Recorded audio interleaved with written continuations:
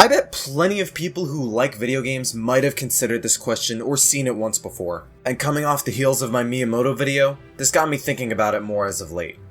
Video games, we all love them, they're fun, have made for many fun, entertaining, and unique experiences, from simple platforming fun from Mario to thrilling action and brawling of Street Fighter or Super Smash Bros. Many different games and series providing many different kinds of gameplay. But the question I'm bringing forth today is regarding narrative in video games. The story that takes place in some of these games. The question I'm pondering is how much does a narrative matter in video games?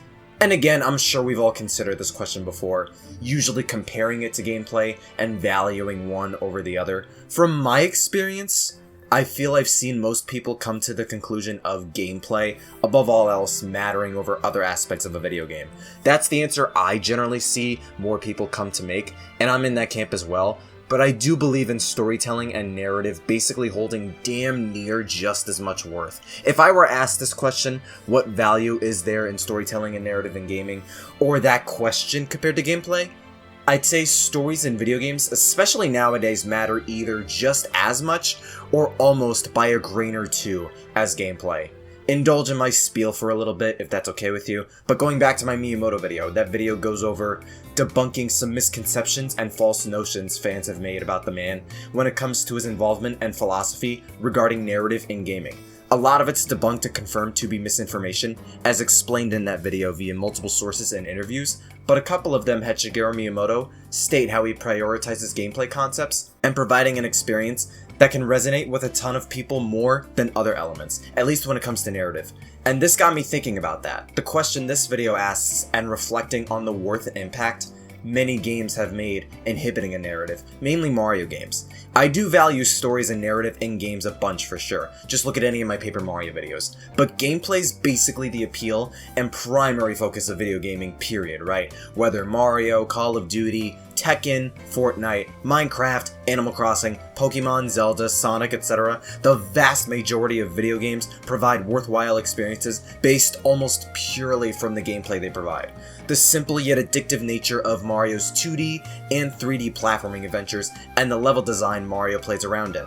Same with Sonic and his high-speed gameplay philosophy and mechanics. Zelda's 3D explorative style of action and adventure gameplay, and especially with Breath of the Wild, its giant vast sandbox of a massive open world you can explore in any which way you want once you get the glider. Narrowing the scope to Mario himself, Mario's a series that's proved in many different ways a solid foundation for gameplay can go a long way in delivering both a fun experience and a well-designed video game. Mario Party, Mario Kart, most Mario sports games, classic Paper Mario, Mario and Luigi, 2D Mario, 3D Mario, etc. He's one of the prime examples that prove great gameplay is all you need to give people and players a long-lasting impression, a great experience, and a wonderful game to go back to and revisit for many generations to come. But that doesn't inherently denounce or invalidate the idea of Mario games having a story either. Even since way back to the franchise's inception, Donkey Kong or Super Mario Bros., both those games did have a story. Jumpman's girlfriend was kidnapped by a giant ape named Donkey Kong because he loves her too, and Jumpman has to save her. Super Mario Bros. Has the same man with a plumber occupation go on a quest through the Mushroom Kingdom to save the princess from an evil turtle dragon king. The latter's a premise that would very often be the skeleton for more Mario plots than otherwise, and is often made fun of and looked down upon these days for how common of a story Mario games follow.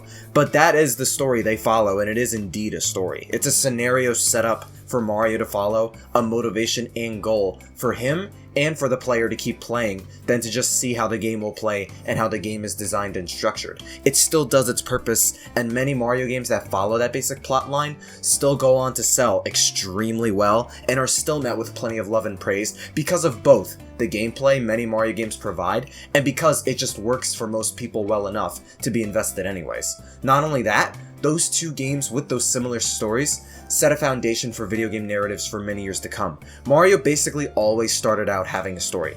there is very much a strong and valid argument that saving the princess acts as just the motivation and scenario, and nothing more for sure. Especially these days, it's the most common trope Mario games follow, that plenty of other games and fictional stories and movies had for many years now. I can agree in some cases or specific subseries, at least as far as Mario goes, when you do the same scenario or story so many times with extremely little variation or depth to add to it, you tend to lose that pull and motivation for more hardcore players, and it just feels like it's going through the motions. New Super Mario Bros. Is the best example of this. All 4 games follow the same exact structure, style of gameplay, and story that a lot of them just sort of blend together, and despite selling insanely well and being some of Mario's most popular games, also became some of the least inspired and creative Mario games to plenty of hardcore Mario fans for valid reason.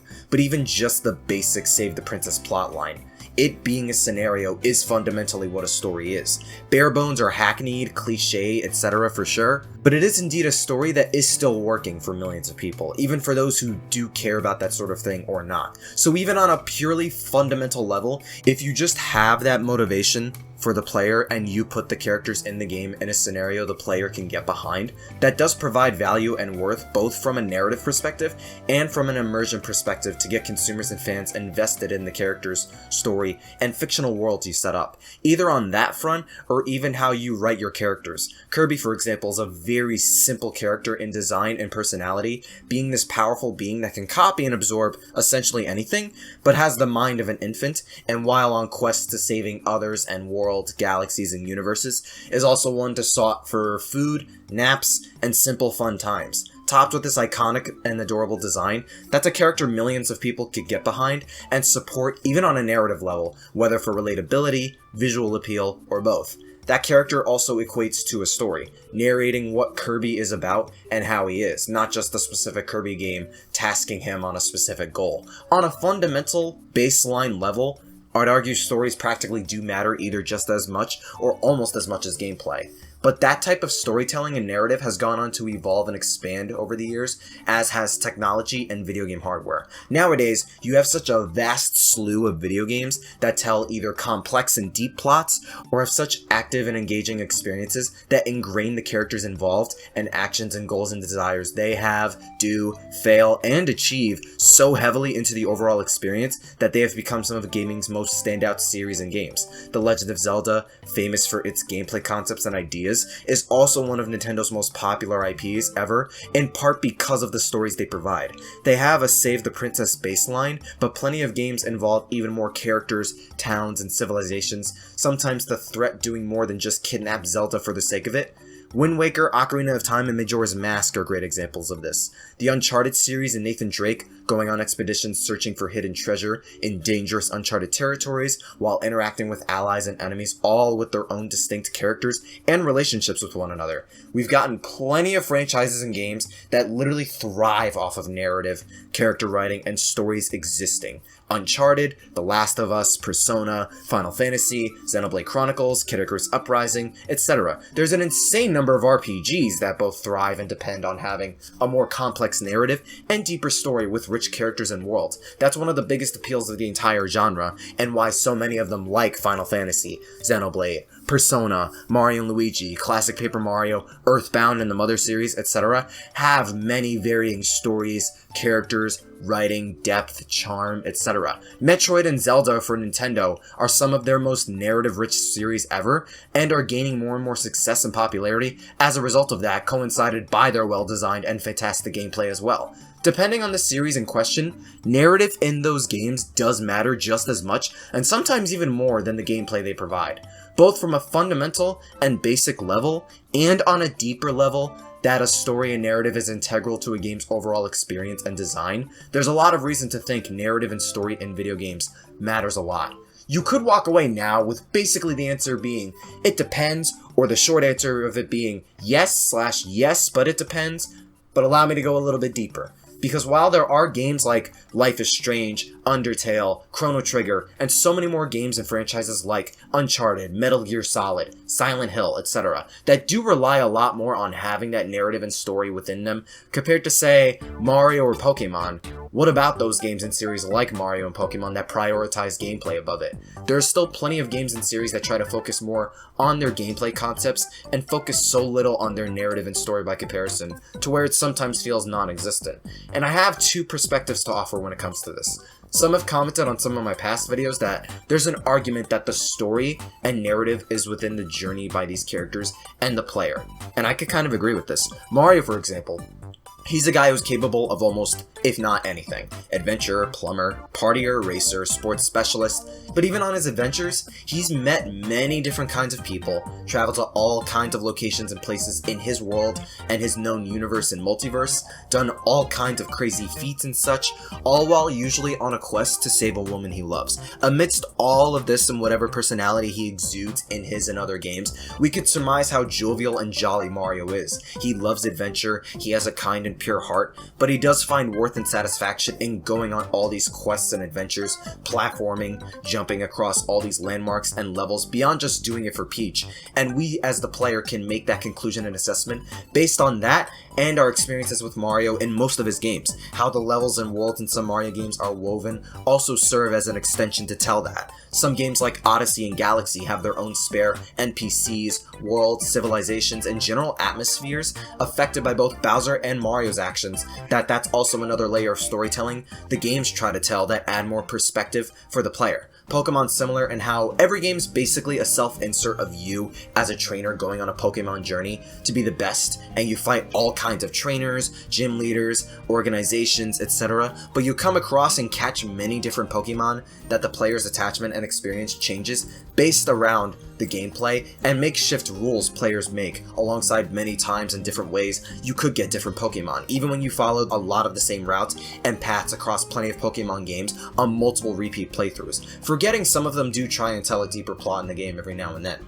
Zelda games do this a lot with adding multiple towns and races each game, and have actions and impacts made and affected by Ganondorf, Link, Zelda, and other characters that add to the overall narrative of these games. There's an argument made to be had where the narrative is also tied into how the gameplay is constructed, basically, and if there are spare characters and scenarios designed into some of these levels and worlds, it adds to the experience and story these games provide. But there are still plenty of examples of some of these games like Mario and Pokemon that center more around gameplay, that still provide a deeper narrative, more engaging or charming character and dialogue, etc. that adds so much more to the overall experience and resonate with so many more people than otherwise. Famous example, Super Mario Galaxy, a very beloved and popular Mario game for its well-designed gameplay and level design, but many adore Galaxy not just for its unique atmosphere and visual depiction of Mario's entire adventure in that game, but a popular Mario character was introduced named Rosalina, given the sad yet engrossing backstory that resonated with millions of Mario fans, and so many people love Super Mario Galaxy, and so many people love Rosalina a lot more because of it.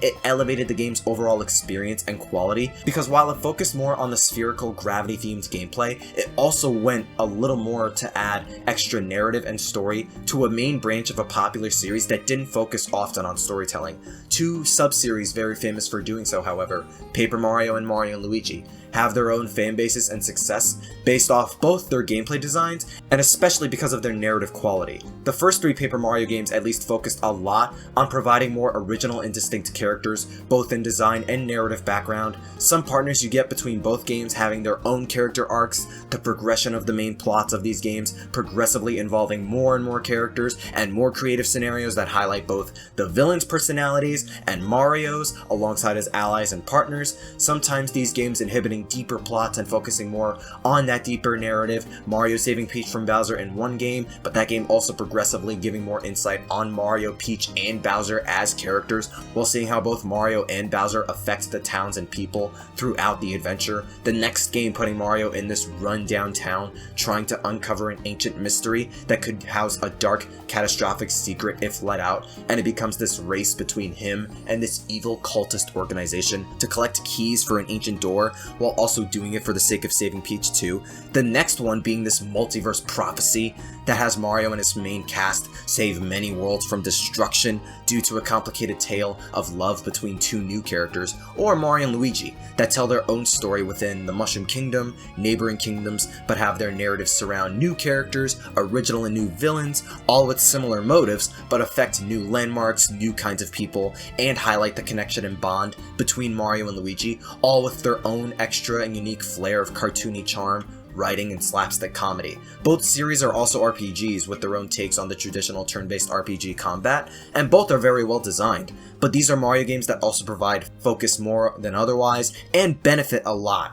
from their own story and narrative that these series resonated with millions. Tons love the Thousand Year Door, Mario and Luigi Superstar Saga, Bowser's Inside Story, Mario plus Rabbids Kingdom Battle, Super Mario Galaxy, Super Mario Odyssey, etc. because of not just the gameplay these games provide, but also the interactions and charm they inhibit, as well as their narratives and stories centering around old and new characters alike for various factors and reasons. Other games in series like Pokemon, specifically Black and White or Sun and Moon, inhibit more of a focus on story and characters within their main plot, and are some of the most beloved stories and games in the series to millions of people because of this. Sonic the Hedgehog, a franchise beloved by both character design and gameplay concepts since the start, has progressively been given more and more of a focus on storytelling and narrative, and has served to elevate plenty of Sonic games in doing so, while also resonating with more and more people as a result of it. Sonic Adventure 2 introduced one of the most popular characters in the whole franchise,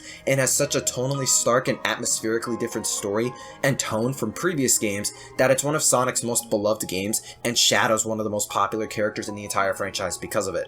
Other games like Sonic Unleashed or Sonic and the Black Knight as well offer more simpler plots by comparison, but layered enough storytelling to give players more incentive and immersion in the experience that make these games and experiences more memorable and fun than if otherwise, especially when the gameplay may or may not provide a fruitful experience as it would for others regardless of polish, potential, and execution.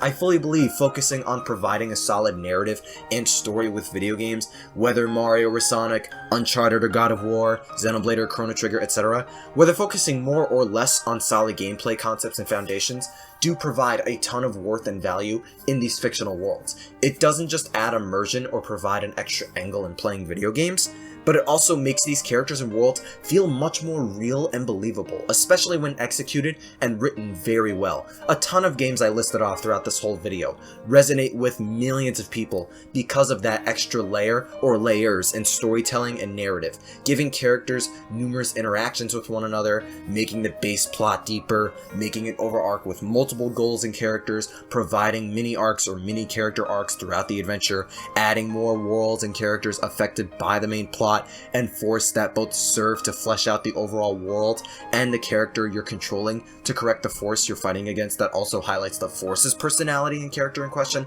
All of this, beyond a simple scenario and situation for a protagonist to be put in, is something I do feel is worth putting into video games more often than not. It's something that adds more value, quality, and longevity to a video game than it would otherwise, and if there's a chance to strengthen a game with a more active and compelling narrative than purely just from gameplay or from a simple and straightforward scenario, then I believe narrative and storytelling in gaming has potential in serving just as much worth and value as gameplay. Again, some franchises and games rely a lot more on a narrative than gameplay to say, oh, all games need a story than good gameplay, or vice versa. It's not, nor was it ever a cut and dry answer, I feel. That, and you can definitely prioritize both if both can resonate and stick with a player for a long time in a positive and impactful way. Again, Thousand Year Door is a good example, or Bug Fables.